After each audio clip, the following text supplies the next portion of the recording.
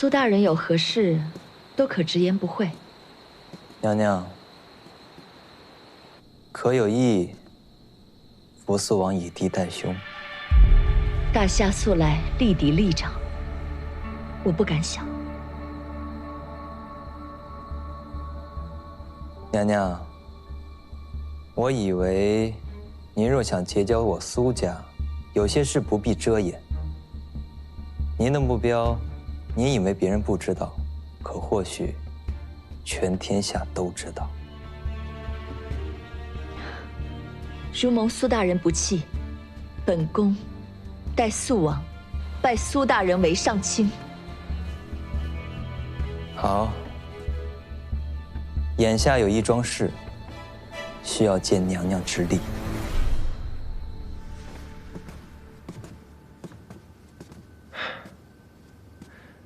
那殿下先休息吧。你不休息吗？殿下不是允我睡书房了吗？那你还站在这儿？啊，不是，我的意思是，让你早点休息，明天还要上早朝。微臣谨遵殿下吩咐，这就告退。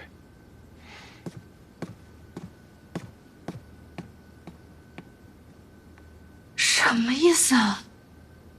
方才明明说的好好的，怎么又睡书房了？男人真奇怪。殿下，我忘了件事儿。什么？东看明月起落，同一场烟火，晚安。同你去登高楼，才点起满城中某个灯火。这口头是什么时候学的花楼声？火中的浮沉，我知你会陪我。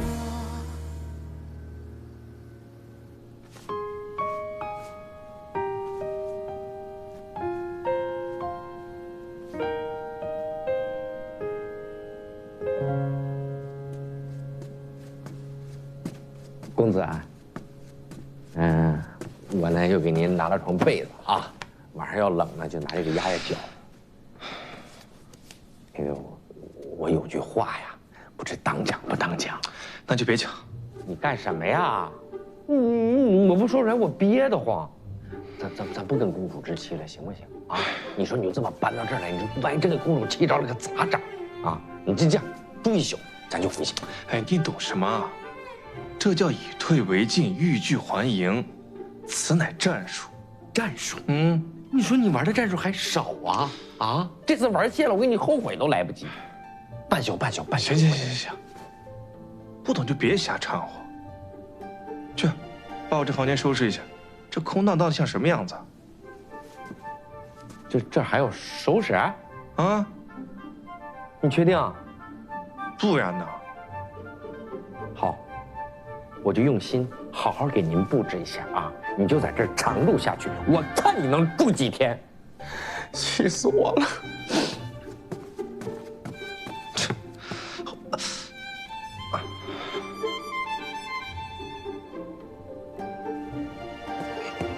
佟大哥，哎，静兰姑娘，驸马的伤如何了？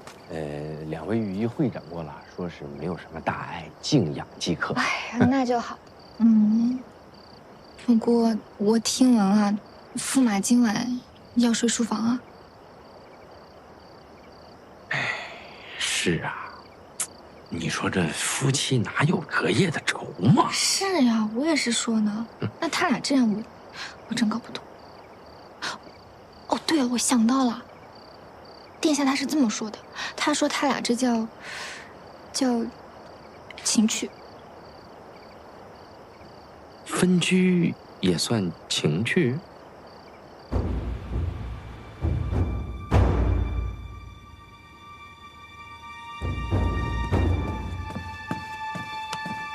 大人，人找到了，被关在督察司。不是说牙缝里都藏毒了吗？怎么还有活口啊？大人不必担心，我们拿着对方的命脉，即便活着，亦不敢多言。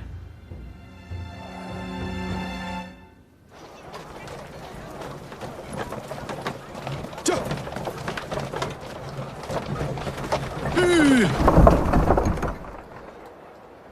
何事？大人，苏大人求见。见过老师。上来说话吧。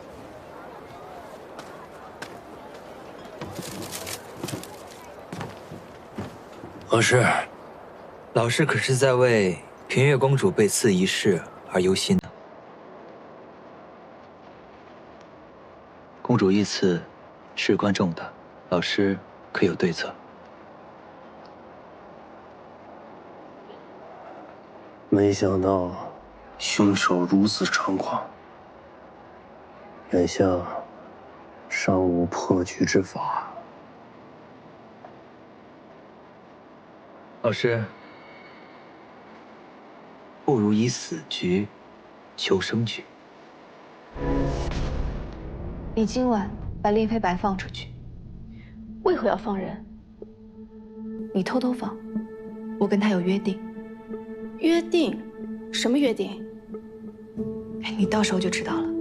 是，殿下，昨晚谢家的管家去了明月宫，只怕两边要联手。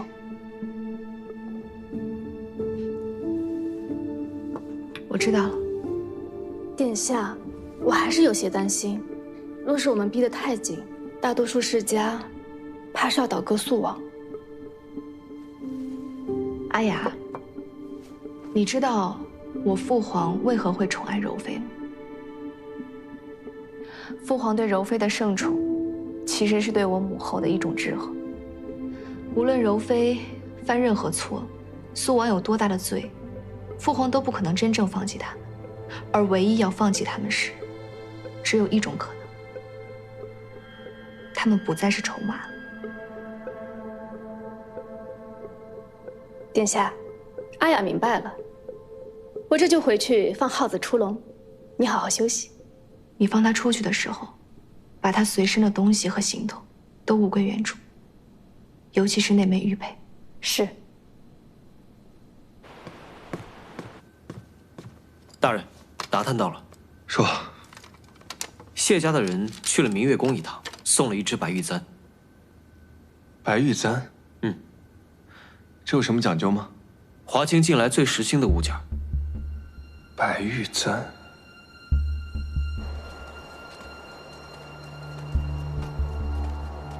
微臣参见陛下。免了。谢陛下。听说你有件新鲜事儿要同朕讲。没错。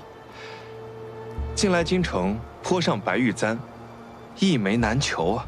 这白玉簪，历来有之，有何稀奇啊？唯因益州第一名忌惮。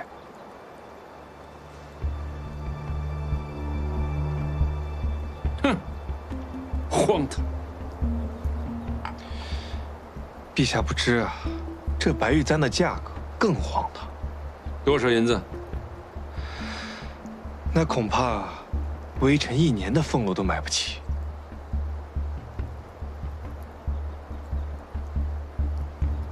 如今西南时疫，路有饿死谷，可华京的人却追求这些虚无的东西。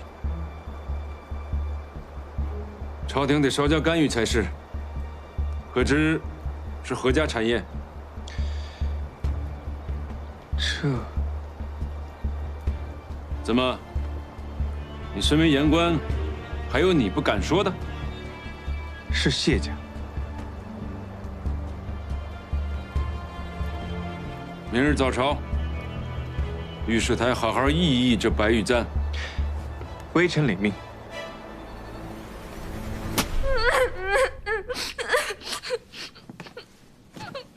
父皇，儿臣不明究竟哪儿做错了。来人，将这个不知好歹的东西关起来！什么时候想清楚了，什么时候再放出来？父皇，这簪子是他人所赠。陛下恕罪，这孩子都被臣妾给惯坏了。下去闭门思过。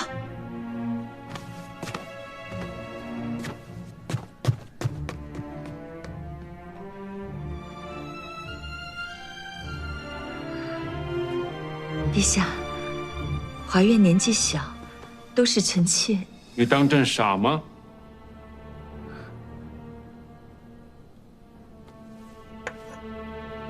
你以为这簪是送给华月的吗？你且记住，如果你同旁人一样，在你这明月宫，朕此生不会再来。陛下，臣妾绝不再跟世家来往。最好如此。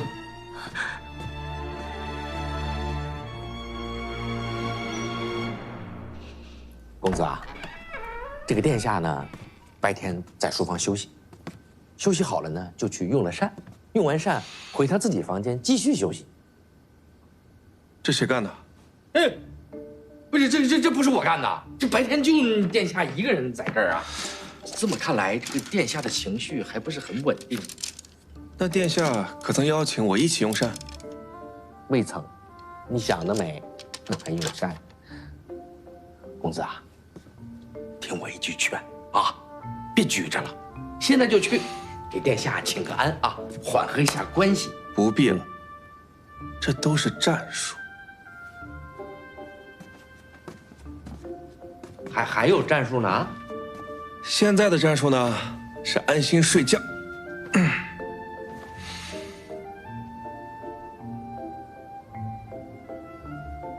过来给我盖被子，冻着吧，兴许还能早点清醒。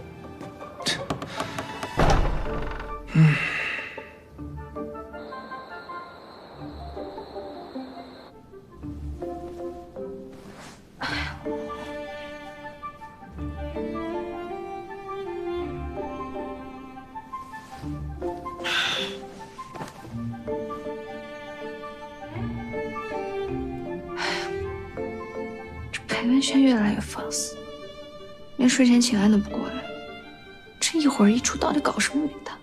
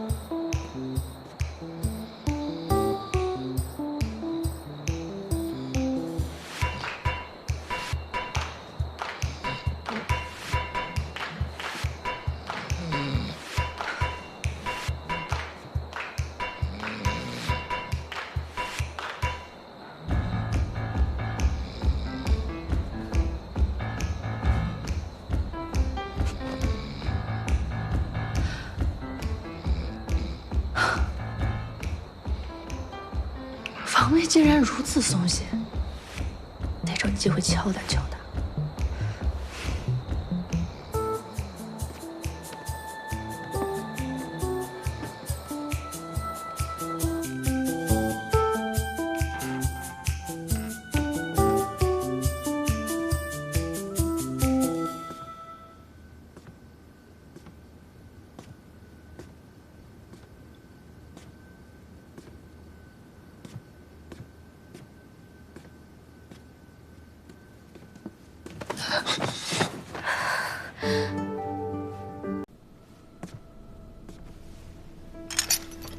有走什么？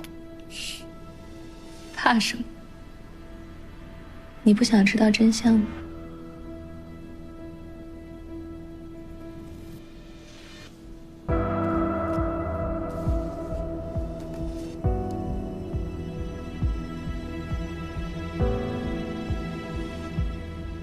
谢大人，可认得？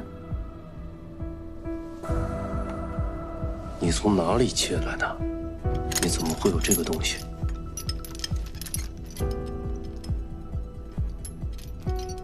同样的挂坠，我曾在谢家一位妹妹身上见过。他怎么会知道这件事？父皇，有了这个挂坠，加上二人相似的容貌，还有之前的朱砂，这让儿臣不得不多想，所以索性直接派人去查了谢大人的生平过往。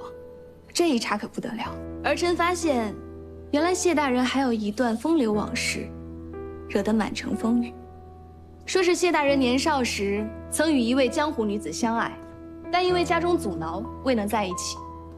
那女子当时怀着身孕便离开了，独自一人带下孩子，取名令飞白。殿下能在这么短的时间内调查清楚？而谢大人呢，在婚后又找到了那位女子，但他不愿成为她的妾室，也不想自己的孩子回到谢家。谢大人不知出于什么原因答应了此事，并为其提供了庇护，成立了如今的七星堂。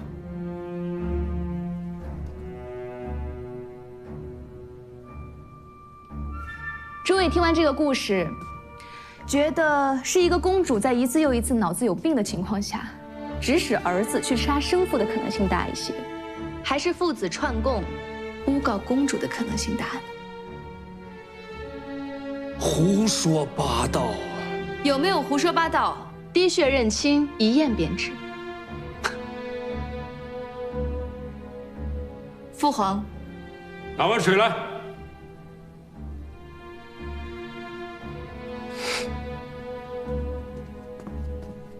殿下，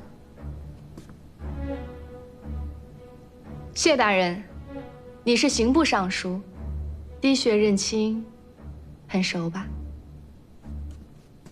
千里奔袭华京，未婚先孕却惨遭抛弃，自此孤苦一生。令公子，你为人子女，都不为了你的母亲感到悲叹吗？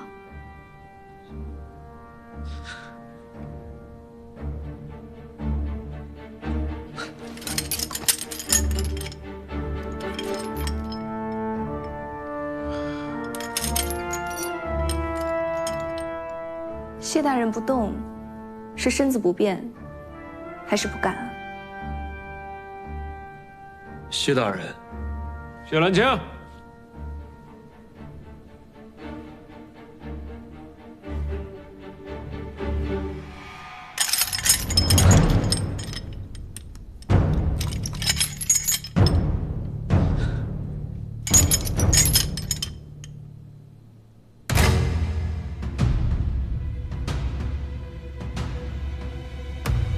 不可能，这不可能！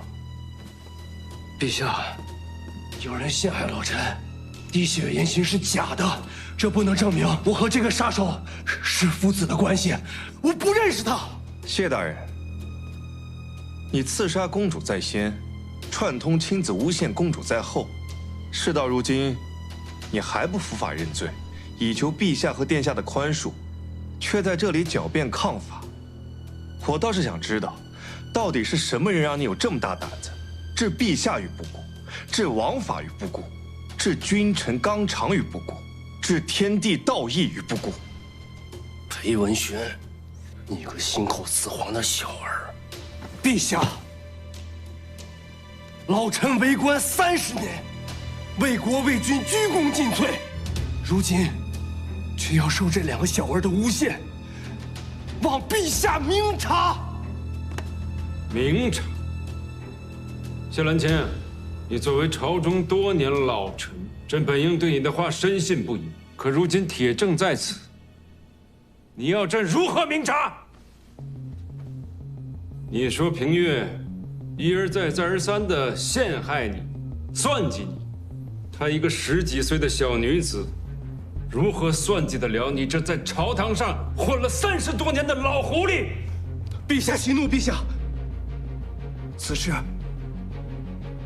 有太多的误会。陛下，什么误会？往日没有证据就罢了，如今证据确凿，有什么误会？去大牢里说吧。陛下，来人，将这个逆臣拖下去，送御史台，交由裴文轩查办。陛下，不可原，陛下。陛下，裴文轩乃公主驸马，如此不避嫌，怕是难以服众啊。驸马怎么了？你们办事的时候就可以不分公私，到了朕这里就要避嫌了吗？就这么定了，此案交由裴文轩查办，谁再多说一句，一起拖下去审。陛下，微臣认为，此案由微臣主审，确为不妥，还是交回刑部吧。交回刑部？刑部有谁敢审他？微臣愿举荐一人。讲。刑部右侍郎裴礼明，此人为微臣叔父，为人忠正秉直，刚正不阿，在刑部办案多年，熟知刑律。微臣举贤不避亲，愿举荐此人查办此案。臣附议。微臣也认为，裴侍郎是再合适不过的人选。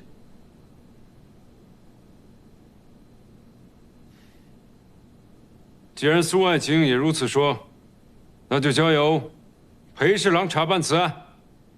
拟旨。老臣愿意再验一次。拿清水来，拖下去。老臣愿意再验一次。陛下，拿清水来。老臣愿意再验一次。陛下，老臣冤枉啊！陛下，老臣愿意再验一次，就一次。朕有些乏了，你们先下去吧。裴文轩留下，朕有话说。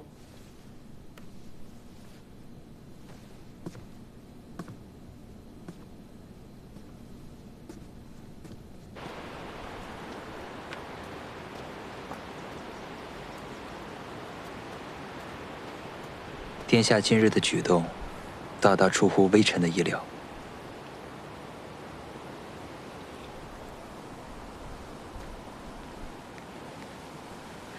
苏大人今日所为，也大大的出乎了我的意料。殿下以为我会做什么？我以为谢兰清的案子，你不会让。他刺杀殿下，微臣肯定不会包庇。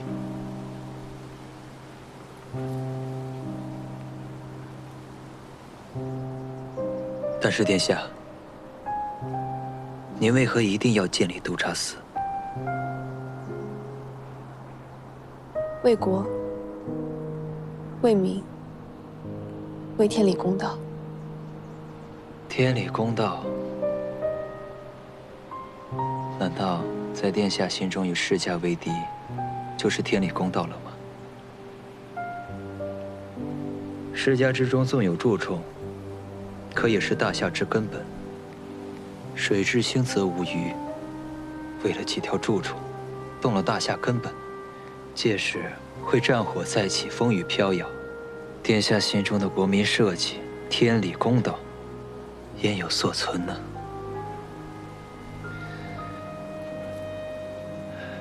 不说这些了。殿下，你嫁给裴文轩之后，过得好吗？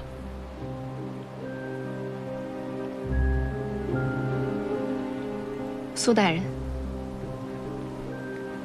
其实我的感情真的不用苏大人如此费心。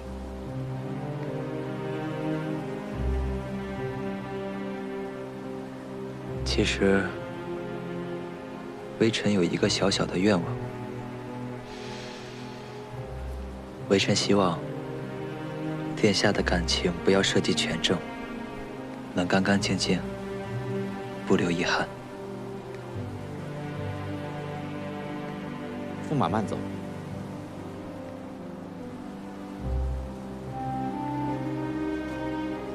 还望殿下以后行事多加小心。微臣先告辞了。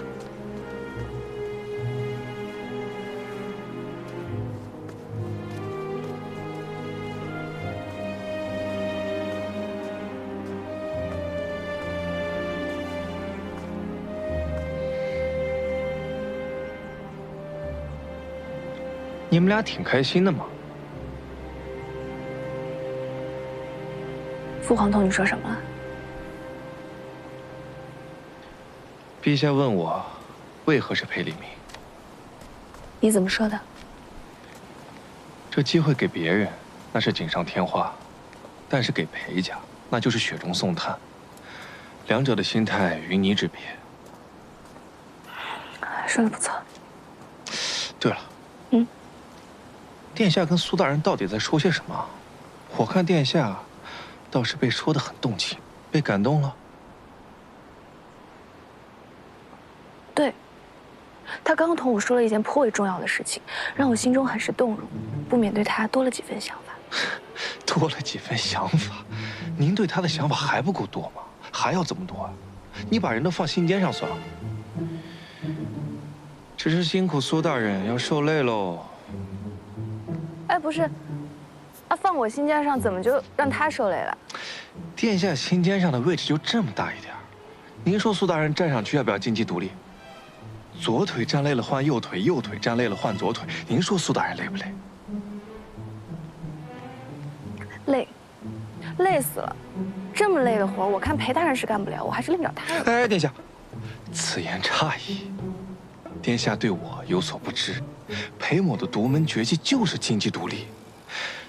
要是殿下愿意，裴某愿意单腿站在殿下心尖上一辈子。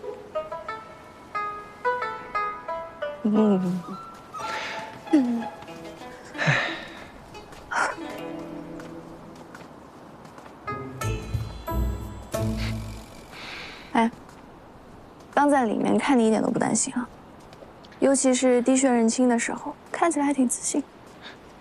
微臣之前办过一个沉船案，事后很多家属都过来认亲，用的就是滴血的法子。可用的多了也觉得蹊跷。后来微臣才知道，随便两个人的血都能融在一起，这滴血认亲的法子根本就是没有依据的。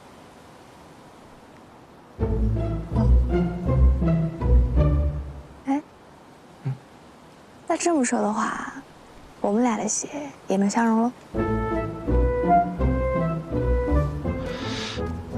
刘，你这个人真是……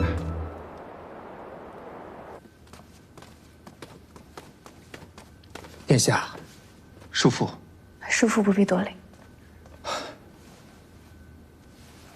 叔父，令妃百到刑部了吗？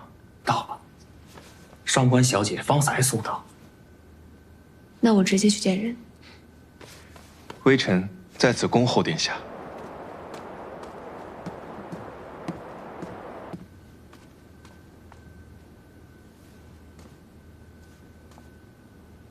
为何会举荐我？有了叔父，就能像现在这样进入刑部大牢。虽然你举荐了我，但有些该说的话，我还是要说的。你做事啊，有些莽撞了。这事儿，你该早些来跟我说一声。我也不知今日会出这档子事儿。陛下临时要人，我也只能将叔父临时拉出来帮忙。这叫帮忙？1饼、2饼、3饼。哎，我4饼啊！我4饼怎么没了？殿下，你怎么还没走啊？我猜到殿下要来审他，就一直在这等着。殿下，我心里好奇的紧，你快给我解惑吧。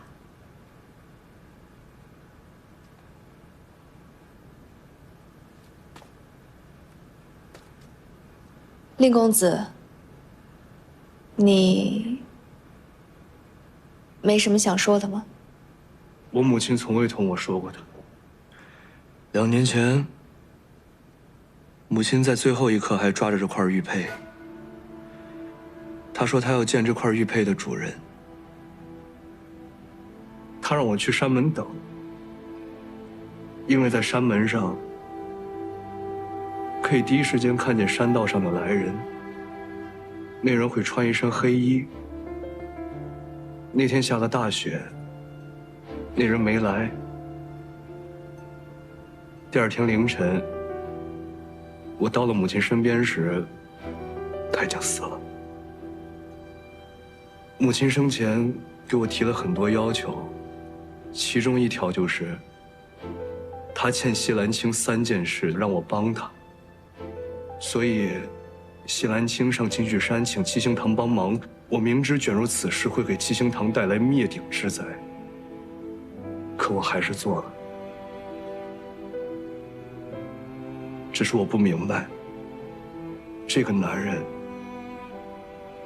辜负了她，欺辱了她，甚至一生都没有给她一个名分。他明明那么恨她，为什么还要让我帮他？唉，口是心非啊。你们知道为什么吗？